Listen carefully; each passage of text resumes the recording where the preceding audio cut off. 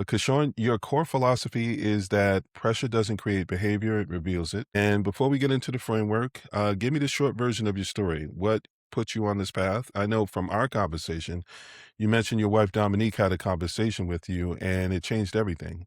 I want to come back to that in detail because I think it speaks to something a lot of entrepreneurs and leaders miss. The people closest to us can see what we can't see, and that sets the scene for us. Sean, thank you so much for having me on the Strategic Mhm. Thinkers podcast. I'm happy to be here. I couldn't wait for this conversation to happen, recorded based on what we had in our pre-conversation. So, Yeah. thank you so much. I look forward to this conversation. So, to start things off, we Mhm. have to look at pressure differently. Most people even myself before I started this, most people have never been taught how to understand it. It's almost like the weather. We know it exists, we know it's there, but we've never really been taught how to understand it. Therefore, we need to recognize it. And what we need to recognize is that pressure does not create behavior, it reveals it. That's all pressure is. Mhm. I did a workshop with Georgia Tech on Tuesday with their tech founders, and someone asked me about, aren't there good pressures and aren't there bad pressures? Mhm. I said that's a great question, but I'm going to say it again. Pressure does not create behavior, it reveals it. So that's what pressure is. You want to categorize pressure good or bad. Okay. But the thing is, pressure is neither good nor bad. It is Mm. there to just reveal it. So that is my core philosophy, and that's what I believe, and I can't wait to jump more into it, because when I think about, here's why I'm excited about this conversation. One of the things that you promise so many things, but the other thing that I would like to tack on, for promising, that this is a no judgment zone, and that's the beautiful thing about talking about pressure. When I talk about pressure, I'm removing. This is not a character based conversation. This is not me judging you as a person. We are solely looking at least from my standpoint, it's the internal operating system of the individual. That's what we're looking at, the system, like a cell phone, how we operate under pressure. Not really the cell phone itself, but the operating system as individuals. So the goal, at least one of my other promises today, is system upgrade under fire. Got it. All right. Well, I want to circle back to the origin story because that gives people context. I know when you explained it to me, that conversation you had with your wife was one of those key pivotal It moments was. that I think other people can actually relate to. So I'm going to circle back to that because we got a little bit more clarity on what it is, and this is a no judgment zone. But getting that clarity and that context, people love a good origin story, and understanding what brought it to mind for you and what you've done with it since then will help people understand how to be able to customize it to themselves as well. Absolutely. And for the record, my wife is very diplomatic. She is very diplomatic.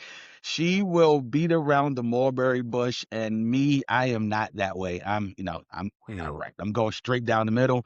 She is, she's careful and delicate and flowery with her words. So that's what makes this conversation really unique because, we've been married over a decade, and Hmm. I can probably count on one hand when she was this direct with me.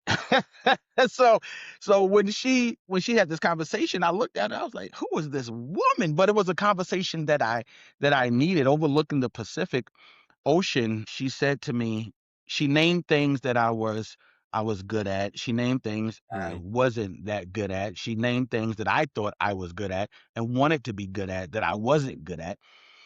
And then she named things that I was remarkable at.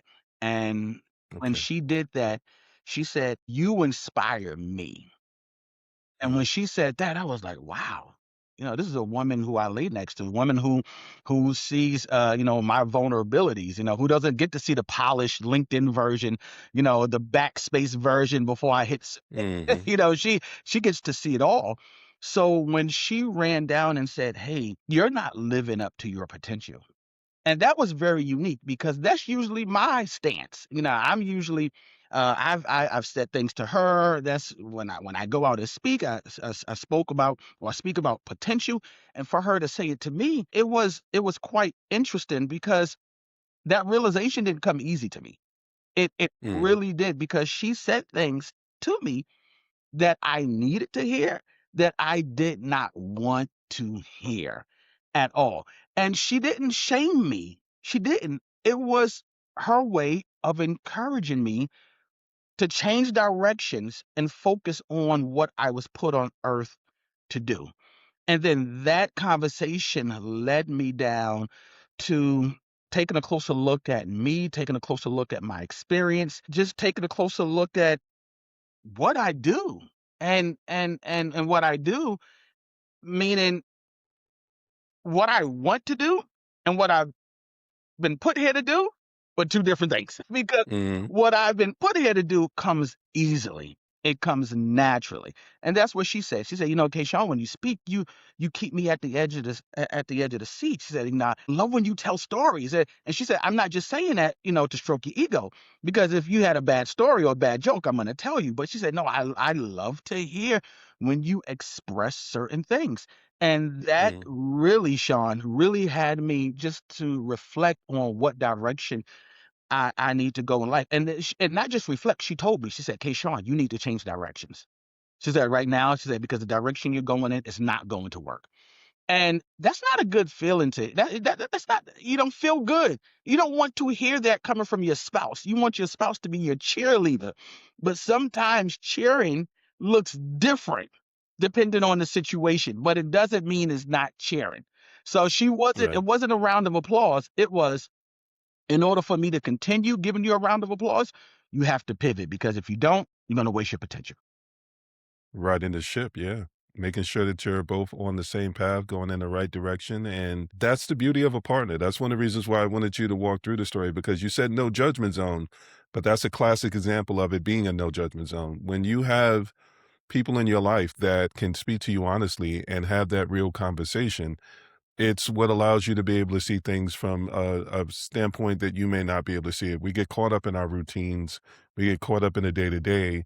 And there's a saying, you can't see the picture from within the frame. Having someone be able to tell you what it looks like from the outside is what allows us to be able to make the corrections on the inside and then project it to the rest of the world in a way that we need that. And we need to be able to have people do that. So when someone that you care about is able to say that to you, it lands differently. My brother used to say, nobody cares about you except the people that care about you. Yeah.